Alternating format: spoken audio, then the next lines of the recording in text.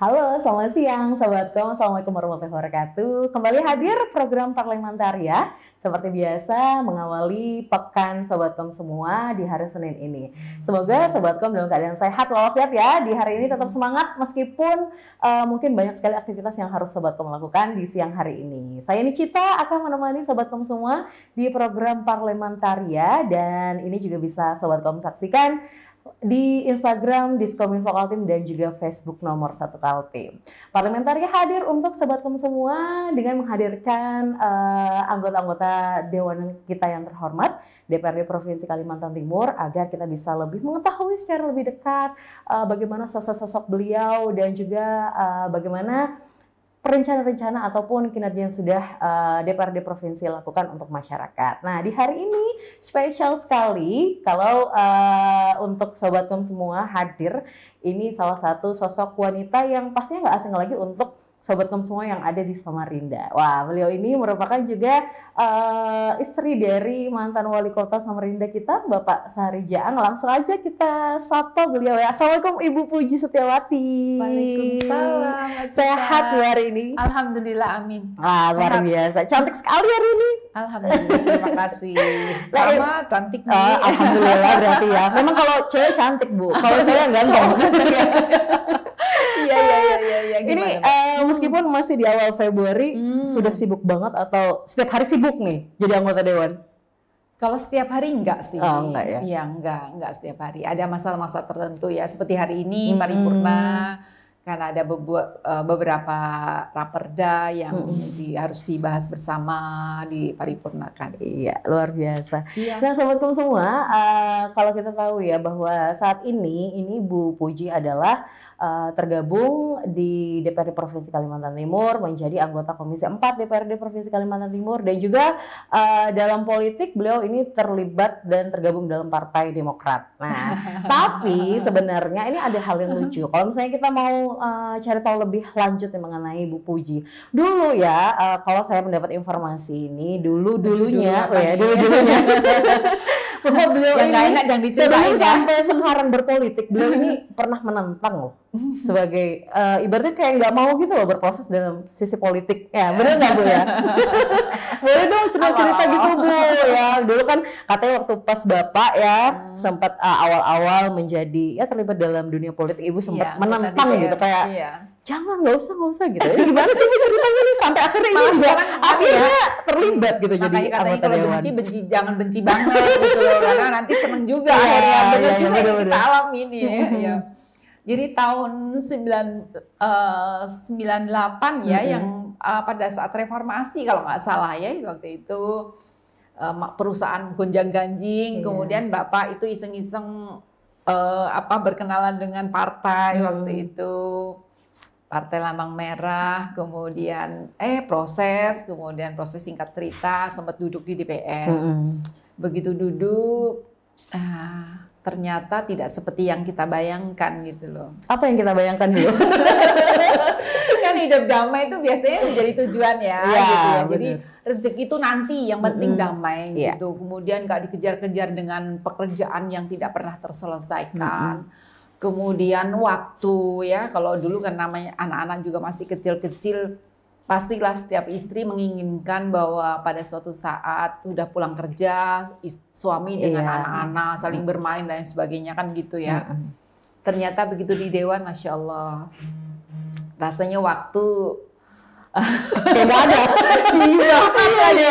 hibah ya, sebenarnya itu bagus ya. Sebenarnya ada sedikit sisi bahwa kita juga harus bersosialisasi, memberikan sesuatu pada orang lain. Tetapi pada saat usia kita ini masih dalam usia mencari bentuk jati diri kita dalam sebuah keluarga, pasti inginnya ada sebuah keluarga yang lengkap, ada suami, istri, dan anak-anak kan gitu. Tapi ternyata masa itu tidak terpenuhi, sehingga saya bilang sama Bapak, kalau seperti ini ngapain kita di politik, gitu. Udah keluar aja. Protes ya, protes bagi seorang istri gitu ya. Suara hati seorang istri. Siapa sih nggak mau duit gitu ya, tapi kan sekali lagi tadi itu pada saat kita usia-usia yang masih sangat potensial, tetapi kemudian terpenggal karena sebuah kesibukan lain ya, yang dimana anak-anak juga masih perlu perhatian gitu ya, sehingga aduh kok rasanya kalau kayak gini kayak semplah katanya. bahasa orang Jawa. Iya. Iya, nggak ada laki-laki di sampingnya gitu. Udah sekali kita diskusi, kemudian yang dua kali kami bikin permohonan nih untuk mengundurkan diri di anggota DPR gitu suami. Ternyata ketua DPC waktu itu yang almarhum sekarang ini nggak boleh. Nantilah, tunggu dulu gini. Ini kan mau pemilihan bla bla bla bla gitu. Nah, terus yang ketiga juga nggak boleh. Terus nggak tahu kenapa ya Allah juga ini. Jadi saya tuh tergerak gini. Suami mungkin kasihan melihat saya gitu ya. Kok hari-hari kok kayak sedih gitu. Jadi akhirnya suami nolongso gitu ya. Iya, nolongso gitu. Udah mama gini aja sudah, mama ambil S2 aja untuk cari hiburan sekaligus nanti ini. Dan saya juga nyadarin iya sih, mungkin karena suami mungkin jalannya juga harus seperti itu ya. Jadi akhirnya saya tes di UGM, alhamdulillah diterima 2 jurusan, notariat, ya notariat juga diterima. Hukum bisnis juga diterima. Akhirnya saya boyong semua anak-anak di Yogyakarta sambil semedi. Mencari wangsit ya. Artinya sambil belajar gitu, belajar mawas diri gitu. Ternyata Allah memang mungkin mempersiapkan suami itu derajatnya mungkin mudah-mudahan itu adalah salah satu yang memang dikirim oleh Allah untuk kebaikannya. Didekatkan, kemudian pada saat di Dewan, saya juga di Jogja, suami itu dilamar oleh almarhum Pak Ahmad Amin untuk berpasangan. Awalnya saya nggak percaya lah, kita kan nggak punya uang, mau ngapain gitu ya. Tapi ternyata Allah memang memberikan jalannya, memberikan jalan gitu. Jadi ya sudah singkat cerita lagi, saya mulai belajar, oh inilah permainan politik dan inilah Allah yang punya rahasia, Allah lah yang punya dunia ini gitu. Saya hanya menjalani. Jadi pas besok itu pemilihan, anak-anak sama mbaknya itu tak tinggal di Jogja. Saya pulang sendiri ke sini, dampingin suami lah gimana pun kan perlu support ya. Iya, meskipun perdebatannya udah panjang sudah, nggak usah cerita sudah. Biasa lah ya. Iya, terus ya alhamdulillah pemilihan besok kan masih pemilihan langsung kalau dulu ya di DPR ya waktu itu ya. Ya, setelah pemilihan ternyata juga tidak seperti yang kita bayangkan, masih banyak riak-riak yang luar biasa dan itu perlu saya ini perlu penguat gitu, menguatkan gitu. Karena nun sewu saya kan dari keluarga Jawa ya yang biasa lembut ya. Acaranya kan begitu ya. Kemudian kita harus masuk di politik yang demikian kerasnya gitu. Saya pikir kok kayak beda, tapi sekali lagi kembali lagi ya Allah, kalau memang ini permainanmu di dunia ini untuk suami ya kuatkan saya. Saya ingin belajar banyak untuk menerima apa yang terjadi saat ini. Akhirnya ya proses waktu, kemudian ya mungkin ada yang dengar lah bagaimana ria-rianya. Benar. Ya akhirnya dan alhamdulillah perjalanan, kemudian wakil wali kota 2 periode dengan Pak Ahmad Amin, kemudian setelah itu Bapak juga mau maju lagi, ya saya sebagai istri, sebagai pendamping dan anak-anak alhamdulillah mendukung, mensupport dan sampai akhir masa jabatan. Iya. Ya itulah perjalanan hidup. Jadi tahu banget ya Bu gimana dalam-dalamnya di dunia politik itu seperti apa gitu ya.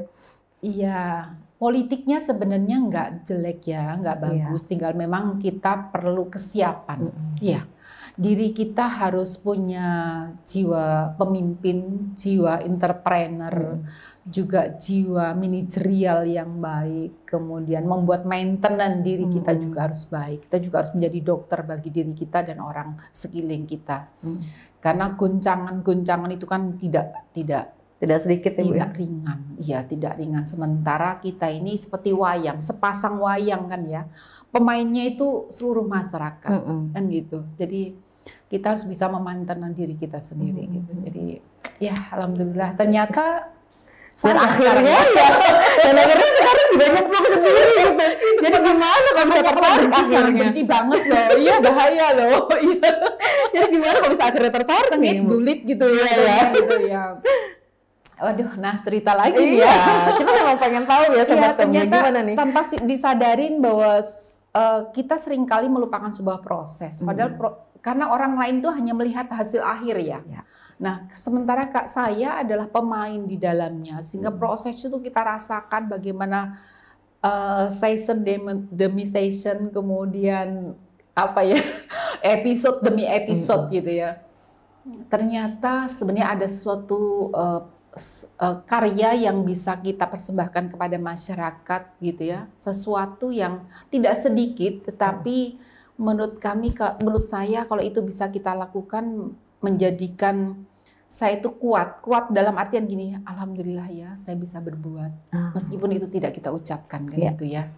Tapi dalam hati pada saat kita ketemu dengan konstituen gitu, oh ternyata enak juga. Maksudnya enaknya gini, kita punya keluarga banyak, punya saudara banyak. Sehingga setelah ringkas cerita, karena pada saat Bapak itu menjabat, saya kan pegawai negeri nih sebenarnya. Iya, saya dosen di Politeknik Negeri Samarinda dari tahun 93, tanggal 3 November. Hafal. Ya. Setelah Bapak sebelum selesai, pas mau pemilihan tahun 2018 itu kami memang sudah punya rencana. Kalau saya lanjut di Politeknik, berarti saya harus selesaikan S3 kan gitu ya, yang linear. Karena untuk S1 atau di 4 kan minimal harus S3 kan gitu. Kemudian kami mau kuliah, tapi pikir lagi baru masuk di Unmul baru setahun setengah gitu, perasaan saya, aduh kok berat gitu. Ya akhirnya Bapak gini, mah hidup tuh pilihan. Pilihannya dalam artian mama mau lanjutkan di Politeknik atau mau yang lain gitu. Nah kebetulan tahun itu juga tahun dimana suami ada sesuatu mungkin ada kejenuhan mungkin ya di dalam berpolitik gitu loh. Sementara suami itu masih ada PR yang bagaimana saya ini punya manfaat untuk orang lain. Jadi saya bilang gimana menurut papa gitu. Kalau mama mau pensiun saja. Tapi mama nggak bisa diem gitu, karena udah tahu ya. Ya. Jadi apa kerjaan apa ya gitu. Jualan nggak mungkin, nggak punya ilmu, nggak punya ilmu selling ya. Jadi kalau mau di politik nggak apa-apa gitu kan, mama bisa juga bantu orang. Gitu. Justru Bapak berarti yang mengusulkan pertama kali ya? Iya. Saya juga madek gitu Bapak. Ada itu di dapur itu, jadi saya masih ingat sekali di dapur, lu kok gitu kok kayak gitu. Iya nggak apa-apa gitu, artinya udah izin restu itu justru dari suami gitu. Jadi ya sudah kalau gitu kita adalah Bismillahirrahmanirrahim gitu. Tapi sebelum pensiun, sebelum saya buat surat pengunduran, saya pulang Jogja memang saya bilang sama ibu saya, cerita lah gini. Kamu kan udah bisa menentukan hidup lah. Ibu hanya berdoa saja yang terbaik untuk kamu gitu. Gitu aja udah bolak. Habis itu bikin permohonan. Kita ajukan, ternyata di kementerian tuh nggak segampang itu pensiun dini itu di Direktorat Perguruan Tinggi ya, karena Direktorat Perguruan Tinggi kami ke Jakarta tetap nggak disetujuin, kembali lagi minta Pak Rektor bantu, terus ternyata juga susah, akhirnya kami sama Bapak ke Jakarta minta orang bantu Kemendagri. Ternyata pas minute pendaftaran caleg itu Bacalek. Sehingga kami di tahap awal memang nama saya nggak ada di Bacalek yang pertama karena pensiun belum turun. Iya, salah satu syarat kan harus mengundurkan diri dari pegawai, dari pegawai gitu. Jadi enggak. Sekali lagi tantangannya, jadi ya sudahlah kita jalani. Kalau memang ini rezeki, kita selalu berpikir positif saja dengan Allah, karena pelajaran proses dulu itu menjadi pembelajaran kami ya, pelajaran saya terutama gitu. Ya sudah, akhirnya alhamdulillah begitu pulang ke sini ada telepon, ibu ini defect atau di mana gitu, atau ibu mau ambil gitu, saya ambil aja sudah Pak gitu. Jadi ke Dirjen saya ke sana. Akhirnya karena memang nggak ada di Bacalek gitu, kemudian kan harus sidang gitu, jadi kita daftar tapi harus sidang, jadi kami ikut sidangnya, masuklah daftar caleg. Mulai detik itu maka seluruh kekuatan. Wah, woman empowerment langsung ini ya Bu ya, langsung hadir gitu. Ya, karena kan pilihan ya, hidup adalah pilihan. Makanya kalau itu sebuah pilihan kamu harus memang all out gitu. Iya. Dan sekarang jadi jatuh cinta akhirnya ya. Sekarang ya ternyata memang di Dewan ini bagi perempuan sebenarnya ada bagusnya ya. Seperti guru sih sebenarnya juga masih ya. Cuma waktu di sini sekarang lebih banyak. Ya lebih banyak di rumah. Ya kalau nggak ada RDP dengan dinas instansi pasti di rumah. Makanya setelah jabatan selesai Bapak kemarin sempat kami nggak ada asisten sama sekali. Jadi kalau pagi kita menikmati waktu berdua ya. Berdua betul-betul ya, kita nikmati berdua, dari bersih-bersih ke tempat tidur, siapa yang terakhir bangun tidur sampai Pokoknya perjalanan itu Iya. Tapi selama beberapa waktu ini, jadi apa hikmah yang bisa Ibu ambil gitu sebagai anggota dewan akhirnya? Ya, kita tidak melihat anggota dewannya ya, sebuah perjalanannya yang kita hikmahnya bahwa memang kita pada saat kita dibenturkan pada suatu masalah, sebenarnya Allah punya sebuah rencana yang lebih indah dari itu. Oleh karena itu kita harus kuat. Karena pada saat kita dibenturkan, kemudian kita yang muncul bukan rasional, hanya emosional, maka tidak akan menjadi apa-apa. Karena mesti suasananya akan panas kan gitu. Untung pada saat itu suami itu punya pemikiran, dah kamu sekolah aja dulu mama sekolah aja nggak apa-apa, biar mama rest sekali, jadi pulang ke sini juga bisa memahami apa yang terjadi gitu. Dan suami kan udah nyampaikan karena perusahaan memang dalam kondisi yang goncangan waktu itu, waktu krisis 98 ya, mungkin baru lahir ya Mbak. Oh enggak, ya 8 tahun lah Bu. 8 tahun lah itu dia udah tua nih. Ya itu alhamdulillah saya juga punya pendamping hidup yang cukup mengerti gitu ya, menguatkan gitu ya. Saya juga mikir wah kalau pada saat itu mungkin emosi aja yang ada dalam otak saya barangkali nggak jadi apa-apa gitu semuanya. Dan sekali lagi hikmahnya adalah itu tadi, pada saat kita dibenturkan oleh masalah bukan berarti Allah tidak cinta dengan kita, tetapi justru itu adalah sebagai kode ya, kode dari Allah bahwa kamu akan kupersiapkan menjadi sesuatu. Nah sesuatu itu apa? Kita harus punya pemikiran bahwa Allah itu maha baik dan maha pemberi. Kita jalanin proses itu, tidak mengurangin apa ya, intensitas kita bertemu dengan suami gitu ya, dengan anak gitu. Dan inilah hikmah yang terbesar bahwa perjalanan itu memang harus ditebus dengan sesuatu yang mahal. Benar. Karena memang janganlah berburuk sangka ya Bu ya terhadap sang pencipta ya. Karena menurut kita baik belum tentu menurut Allah baik gitu ya Bu ya. Betul. Tapi karena namanya manusia ya selalu ya berpikirnya seperti itu. Maunya kayaknya bagus aja gitu. Terus bandingkan dengan orang kan? Iya benar. Dia kok enak banget ya gitu ya. Kemana-mana dengan suami istri berdua dengan anak-anak, suami nyetir gitu ya. Saya juga kadang-kadang begitu gitu. Depan rumah itu kalau sore bisa duduk-duduk dengan anak istrinya. Aku loh suamiku main masih rapat dengan partai. Kadang kan dulu sampai pagi kalau main rapat dengan partai. Nah tapi ya itulah. Ya itu adalah hikmah di balik perjalanan sampai sekarang ya Bu ya. Iya. Baik, kita sambung lagi nanti Bu ya. Seru banget diceritain sama Ibu ya. Kayak teman sendiri udah jadinya loh. Merasa tua. Ini yang merasa tua nih. Baik teman-teman semua, kita akan balik lagi ya di segmen kedua karena asik banget dan seru sekali nih cerita dengan Ibu Puji Setiawati. Tetap di Parlementaria, kita akan hadir setelah jeda berikut ini.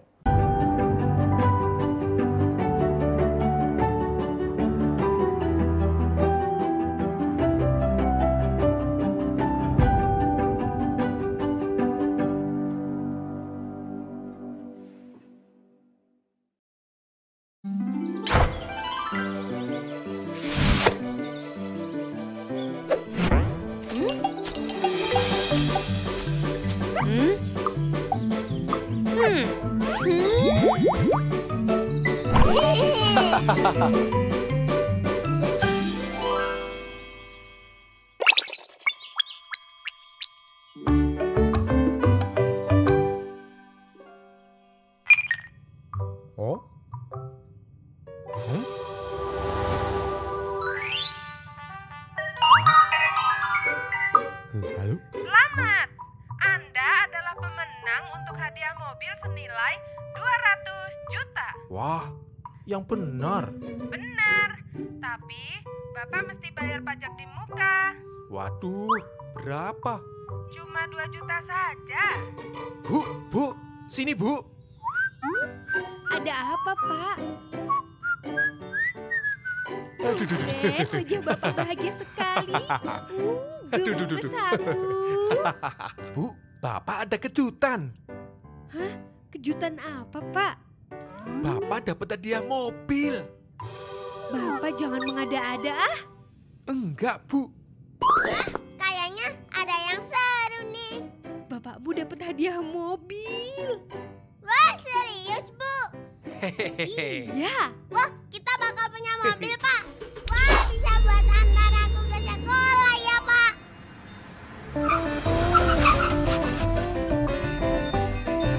Yeay.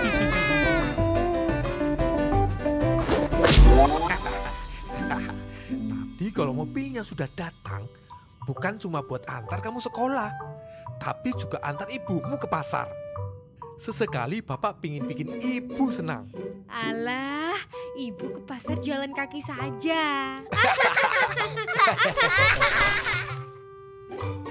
Woi, bapakku dapat hadiah mobil.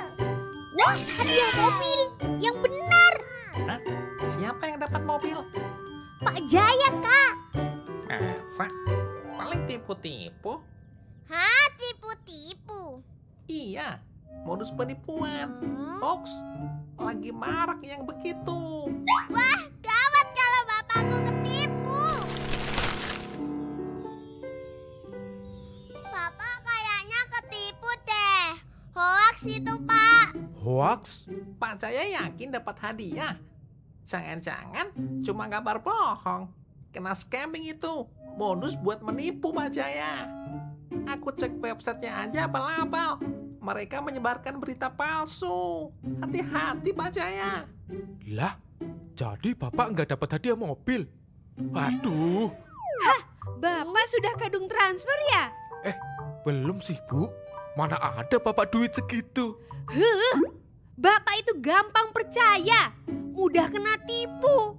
Lain kali diteliti lagi ya. Iya ya Bu, iya. Aduh. Ya, nggak jadi dapat mobil dong. Hehe, sepertinya begitu.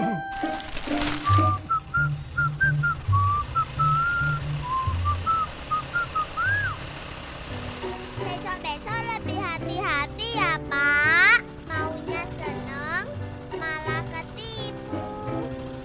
Ngomong-ngomong, Bapak kalau dapat hadiah sungguhan, mau dibeliin apa? Hehehe, iya. Mau Bapak beliin kerupuk biar dapat banyak, biar semua kebagian. Biar tambah rame ya, Pak. Beli getuk di pasar baru. Makanya pakai siomay. Biar bapakku bonceng cuma naik motor butut, rasanya kayak naik bajai. Burung derkuku, burung kutilang. Anakku Ayu yang paling Bapak sayang.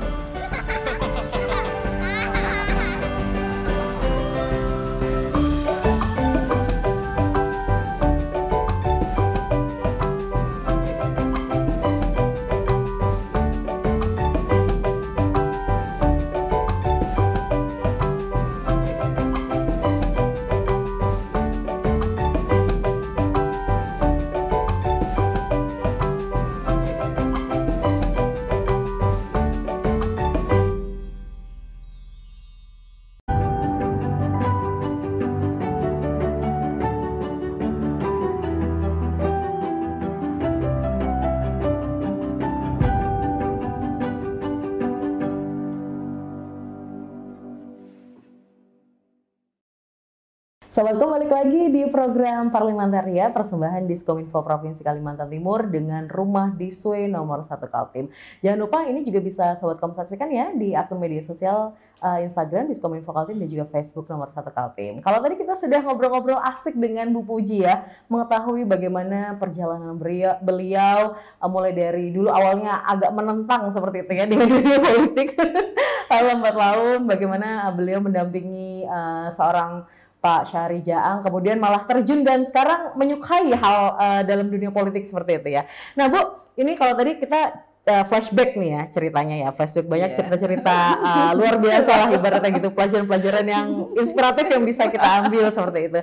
Nah ini kita ke Komisi 4-nya nih sekarang ya. Nah ini program-program apa sih Bu yang dijalankan sekarang atau pun misalnya yang sekarang atau yang dulu belum selesai saat ini juga akan diselesaikan seperti itu?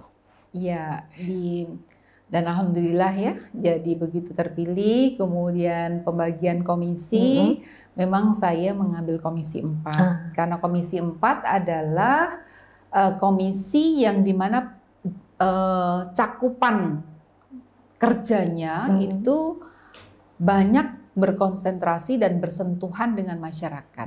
Karena di situ ada bidang pendidikan, kemudian kesehatan, kemudian tenaga kerja, kemudian pariwisata, kemudian pemberdayaan perempuan, banyak ya.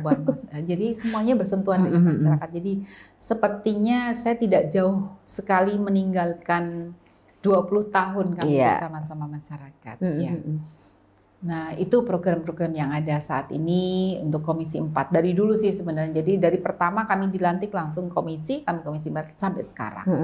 Gitu.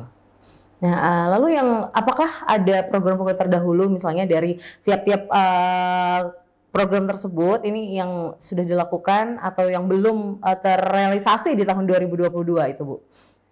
Kalau program kerja karena itu bersentuhan dengan masyarakat, misalnya bidang pendidikan, sampai kapanpun pasti itu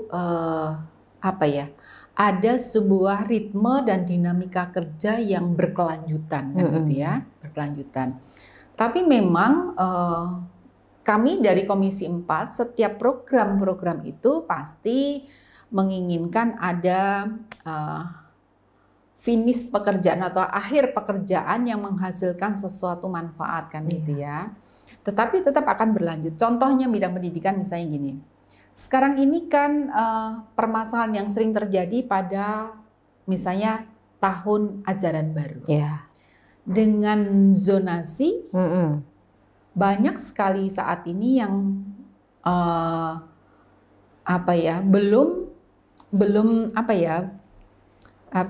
belum bisa menerima zonasi ini dengan baik. Karena apa? Karena zonasi ini kalau misalnya di zonasi A ini kan berhubungan dengan jarak. Tidak semuanya orang yang lulus SMP mau masuk sekolah di mana dekat dengan tempat tinggal. Benar. Kan gitu ya. Karena si anak ini saat ini sudah bisa mengukur kemampuannya. Misalnya di saat ini SMA yang favorit adalah SMA 5 misalnya, gitu ya. Sementara dia tinggal di dekat SMA Z gitu. Iya kan? Gitu. Nah, sudah kalau seperti itu akhirnya larinya kepada kita. Gimana Bunda, bisa nggak ini masukkan sini? Jadi sekarang justru sentuhannya ke masyarakat seperti itu. Nah, gitu. Itu keluhan sedikit. Keluhan yang kedua yaitu karena lulusan SMP itu lebih banyak dibandingkan dibandingkan ketersediaan SMA negeri. Kenapa kok saya mengatakan negeri? Karena mohon maaf sampai hari ini pemikiran orang tua selalu mengharapkan anak lulus SMP masuk di SMA negeri. Padahal kita juga punya SMA swasta juga bagus-bagus, nggak kalahkan ya. Tetapi itulah edukasi yang perlu kita lakukan. Oleh karena itu tantangan kita adalah bagaimana di Dewan ini juga pada saat menggunakan waktunya untuk menyerap aspirasi harus menyelipkan informasi-informasi penting ini. Benar. Kan gitu. Bahwa orang tua jangan memaksakan anak untuk masuk di sekolah yang diinginkan, tetapi bagaimana saat ini anak-anak juga cukup memahami bagaimana mempersiapkan dirinya. Karena memang zonasi itu selain memang jarak, mereka juga ada jalur afirmasi, jalur prestasi. Nah, prestasi inilah yang bisa dipergunakan oleh anak-anak yang berprestasi. Kalau dia nggak mau sekolah yang dekat dengan sekolahan, bisa sekolah di luar. Yang penting ada prestasi, apakah prestasi akademik atau non akademik. Nah, hal-hal seperti itu juga menjadi tanggung jawab kami di Komisi 4 karena tidak semua orang tua itu memahami seperti itu. Itu tantangan-tantangan yang ada. Kemudian yang sekarang ini saat konsentrasi di Komisi 4 adalah berhubungan dengan IKN nih Mbak Cinta. IKN ini kan saat ini sedang membutuhkan banyak sekali tenaga-tenaga kan ya. Benar. Nah, bahkan bulan Februari ini kalau nggak 160 orang tenaga kerja dari luar datang ke Provinsi Kalimantan Timur. Kami dari Komisi 4 nggak bisa tinggal diam. Kita juga harus merebut dong kesempatan itu kan. Benar. Gitu. Hanya saja memang menurut saya masih jauh dari harapan. Ini jadi PR besar. Harapannya apa? Orang yang bisa diterima bekerja pasti kan punya skill kan. Kemudian bukti dari skill itu harus ada sertifikasi. Ya kan, bukti bahwa memang dia punya kompetensi. Nah, ini juga masih menjadi kendala besar di Provinsi Kalimantan Timur. Nah, itu kalau diurai panjang Iya, mereka. iya. Ya. Dan itu masalah itu juga sampai sekarang belum selesai kan. Tapi kami tetap dari Komisi 4 tetap memperjuangkan. Termasuk pendidikan. Kalau bicara pendidikan banyak sekali soalnya. Belum beasiswa lagi. Iya. Kemudian blank spot. Jadi jalur-jalur di Kalimantan Timur ini jangan kira semua akses bisa kita Hubungin pakai langsung ya. Iya kan? Gitu. Nggak bisa semuanya. Sementara saat ini banyak sekali program-program seperti itu harus melalui aplikasi. Iya. Makanya kemarin kami juga selalu tekankan dengan pada saat dengan Dinas Pendidikan maupun beasiswa, bagaimana anak-anak di daerah-daerah pinggir yang mungkin jaringannya kurang baik tetap melakukan pendaftaran itu melalui Secara manual ya, Bu? ya gitu. Itu yang kita perjuangkan. Kemudian program-program yang belum selesai kan kami berusaha, termasuk juga tentunya Ketua Komisi 4 dan seluruh anggota Komisi 4, karena kami ada 10 anggota Komisi 4, khususnya bagaimana mencari jalan keluar agar anak-anak lulusan SMP itu semuanya bisa terorganisir ke SMA. Bisa tertampung di SMA yang memang sesuai dengan kebutuhan mereka. Tapi memang kita tidak hanya menyiapkan di negeri, tapi juga bagaimana menyiapkan di swasta. Bahkan kami juga dari Komisi 4 sudah sowan ke Kementerian Dalam Negeri, kemudian ke Menteri Pendidikan juga untuk menanyakan dana alokasi khusus. Ya, karena DAK ini kan bisa diajukan di sekolah masing-masing ya, meskipun dengan izin dinas instansi yang ada. Kami ini kan sebenarnya provinsi cakupannya SMA kan, Mbak? Iya, benar, benar. Tetapi kita tidak bisa menutup mata bahwa kita kan dapil kita Samarinda. Mosok sih lihat sekolah di depan mata kita SMP misalnya enggak memenuhi syarat untuk keamanan, kenyamanan dan juga edukasi yang baik, kan kita dosa besar kan gitu ya. Jadi kita tetap setiap dapil, kalau seperti saya karena dapil Kota Samarinda, kita juga punya kewajiban bagaimana SD, SMP juga menjadi perhatian kita. Termasuk juga sertifikasi kompetensi untuk SMK ya, Bu ya? Iya, khususnya untuk advokasi, pendidikan advokasi, ya SMK. Iya, karena kan memang diharapkan lulusan SMK ini bisa langsung kerja gitu, Bu ya. Saat ini kan sedang dibutuhkan banyak sekali kan. Orang lain kok malah mengambil jatahnya punya orang Kalimantan. Tetapi kita juga tidak bisa menyalahkan kalau kita sendiri tidak bisa merubah kan gitu ya. Merubah, jadi harus etos kerja kita juga harus kita tingkatkan. Kemudian kemampuan untuk belajar juga harus kita tingkatkan. Jangan sampai, karena ini kan sekarang di era digitalisasi, ya kan, semua informasi terbuka dengan luas, siapa saja punya kesempatan. Tapi pada saat kita orang Kalimantan tidak juga memanfaatkan era itu dengan baik, khawatir kita akan tersisihkan. Tapi memang mungkin sifat-sifat malas dan juga kemandirian itu harus malas harus dikurungkan gitu ya ibaratnya. Karena bukan malas sebenarnya, tapi alam Kalimantan Timur yang telah memanjakan. Kalau dalam bahasa Jawa itu kayak ngejepne gitu, nggak bisa. Karena semua ada gitu ya. Jadi menikmati alam yang kaya ya. Kalau mohon maaf dari luar kan alamnya kan keras ya. Kalau kita tidak berbuat tidak akan mendapatkan apa-apa gitu. Itu mungkin juga yang berpengaruh ya terhadap sumber daya manusia di Kalimantan Timur. Tapi mudah-mudahan ini dengan bergesernya waktu, orang luar juga banyak sekali di Kalimantan Timur, ini akan membuka hati dan pemikiran kita bersama, khususnya anak-anak muda ya, bahwa kita juga harus survive gitu. Kita harus juga maju gitu. Jangan kemudian bergantung dengan alam, karena alam ini suatu saat juga akan habis gitu kalau kita hanya mengandalkan harta yang diwariskan oleh orang tua. Apalagi batu bara kan kita nggak makin. Benar. Jadi kita akan berubah pada mindset bagaimana memanfaatkan energi yang terbarukan kan gitu. Nah, siapa yang akan menciptakan? Harusnya anak-anak Kalimantan Timur, karena dia tahu persis apa yang bisa diolah dari pasca ini, pasca tambang, pasca hutan kan gitu ya. Itu harusnya seperti itu harusnya gitu. Jangan cuman kita nih IKN ngapain tuh, jangan cuma bisa protes aja gitu ya Bu ya, tapi harus memberdayakan dan meningkatkan potensi diri sendiri gitu. Itu tadi masalah pendidikan. Ini baru-baru ini kayaknya Ibu juga ada sosialisasi mengenai perda tentang pembangunan ketahanan keluarga. Nah ini gimana nih Bu? 2022. Perdanya masih baru banget. Itu baru banget.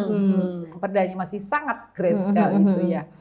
Jadi perda ini kan inisiatif dari dinas ya Provinsi Kalimantan Timur, pasti juga didasarkan pada kajian ataupun pendapat-pendapat ya. Jadi proses untuk membuat perda itu memang ternyata tidak mudah gitu, bahkan sudah bertahun-tahun kan itu, karena memang harus ada sebuah studi-studi yang memang mendukung itu.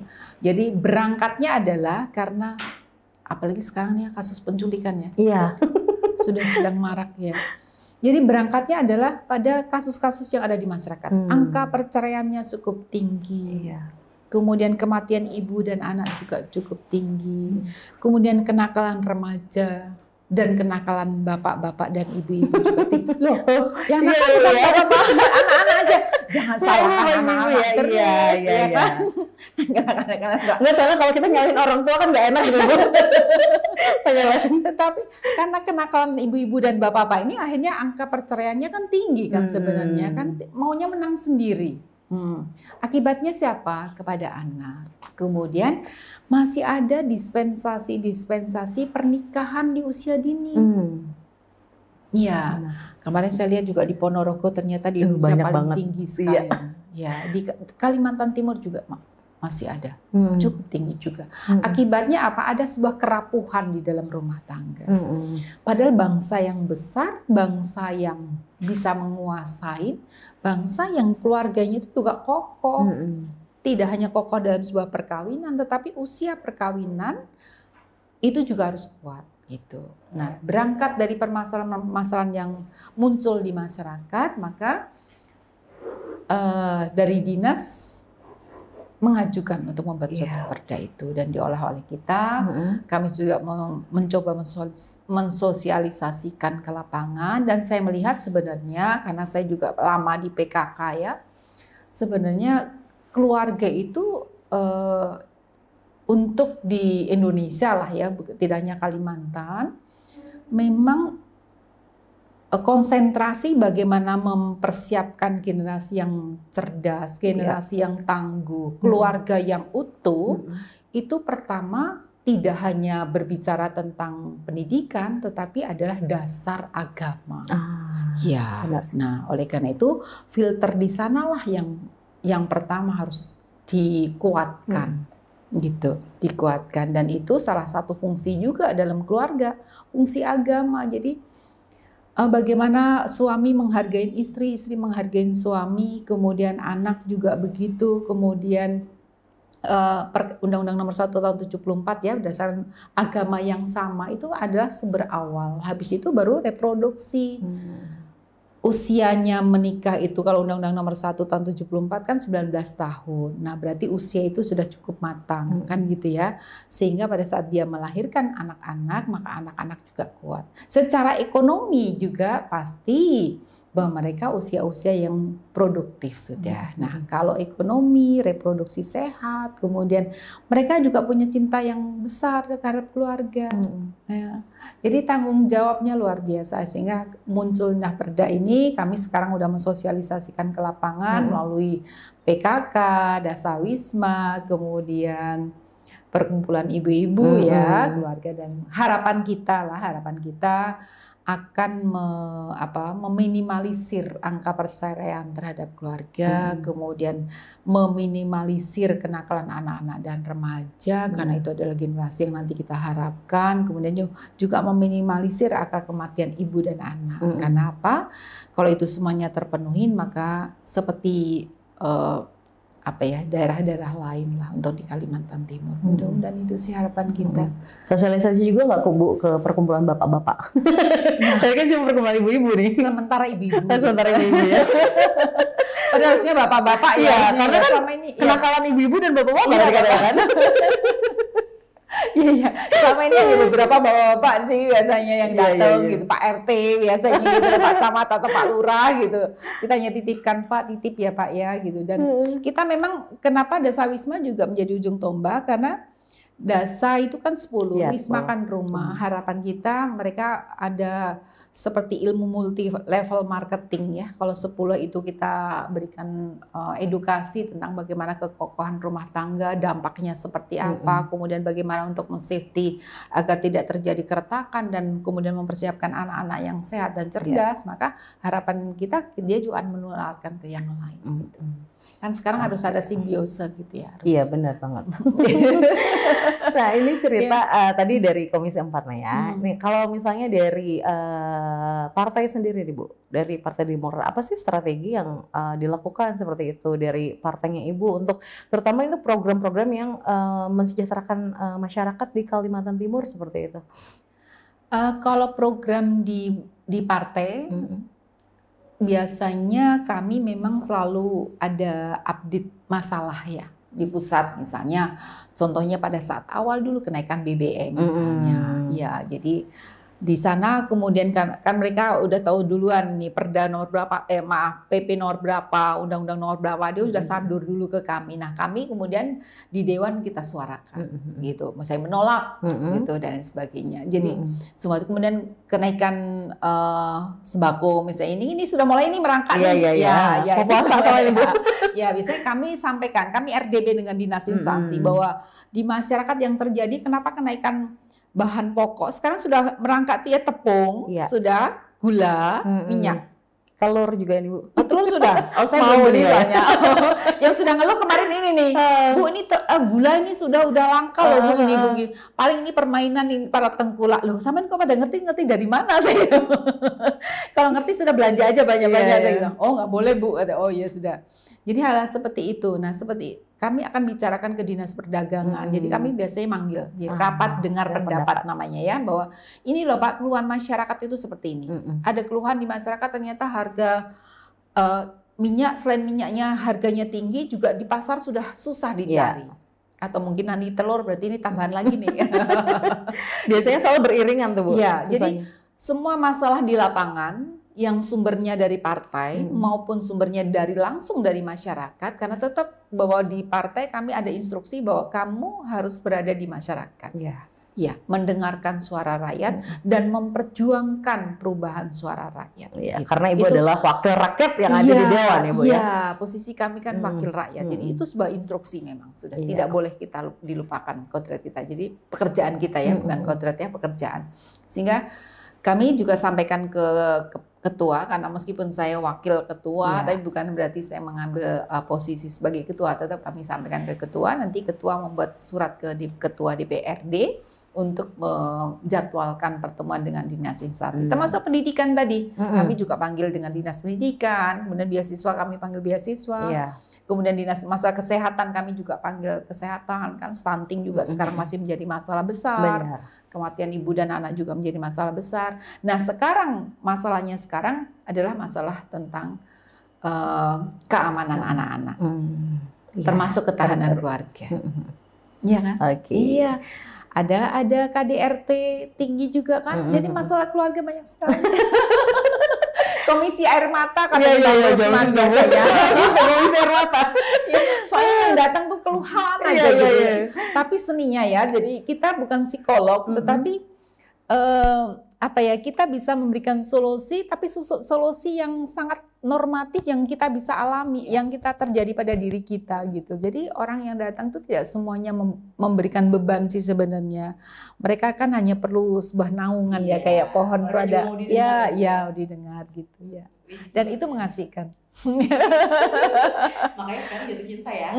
Sekarang ini ya, menjadi wakil rakyat ibaratnya. Iya. Karena bisa menampung dan juga bisa menyuarakan lebih lagi ke atas bagaimana keluhan-keluhan masyarakat dan apa yang harus diperbuat. Iya. Ya, kita memang tidak bisa berbuat sendiri ya. Kita karena kalau itu urusannya berkaitan dengan dinas, kami memang panggil. Misalnya kemarin ada kematian dokter di rumah sakit, kita panggil Pak David gitu. Kita dengarkan gitu apa kronologisnya, sehingga pada saat kami juga menyampaikan mentransfer informasi itu kepada masyarakat jangan sampai salah, ataupun jangan sampai masyarakat mempunyai interpretasi lagi gitu loh tentang itu gitu. Bahwa ini nih sudah kita cross check nih datanya seperti ini gitu. Seni lah, perlu semua pekerjaan tentunya perlu seni sih saya pikir ya, tidak bisa sakot kayak ilmiah gitu, 1 tambah 1 2 gitu, nggak bisa. 1 tambah 1 bisa 10, tinggal sudut pandangnya di mana. Iya. Sebenarnya pengen cerita gitu, tapi dari tadi udah dikodein. Oh gitu. Mudah-mudahan nanti kita bisa ketemu lagi ya Bu. Amin. Iya. Cerita inspiratif lagi dari Bu Puji. Amin. Sukses terus Bu. Amin. Suara hati kita. Iya. Perempuan di ketahanan keluarga tadi. Iya. Maaf Mbak, ada sekarang lagi diolah perda pemuda. Kemudian penggunaan bahasa dan sastra. Aduh masih banyak lagi dah nanti sambung. Silakan. Baik sahabat semua, nggak terasa obrolan saya bersama Bu Puji Setiawati, Wakil Komisi 4 DPRD Provinsi Kalimantan Timur dan juga politisi dari Partai Demokrat yang hari ini sudah berbagi banyak sekali cerita tentang beliau dan juga cerita-cerita inspiratif yang mungkin bisa kita ambil hikmahnya ya dan sisi-sisi nilai positifnya. Semoga juga parlementarian ini bisa menginspirasi sobat kamu semua untuk berbuat baik lagi dengan lingkungannya terutama dan mungkin bisa menjadi sebuah cita-cita menjadi Bu Puji nantinya ya. Mengganti Puji serut. Siap. Saya Cita mewakili kru dari parlementarian mengucapkan terima kasih banyak. Kita ketemu di Senin depan dengan tema-tema dan juga bintang tamu dari anggota dewan lainnya. Saya Cita mohon undur diri. Wassalamualaikum warahmatullahi wabarakatuh.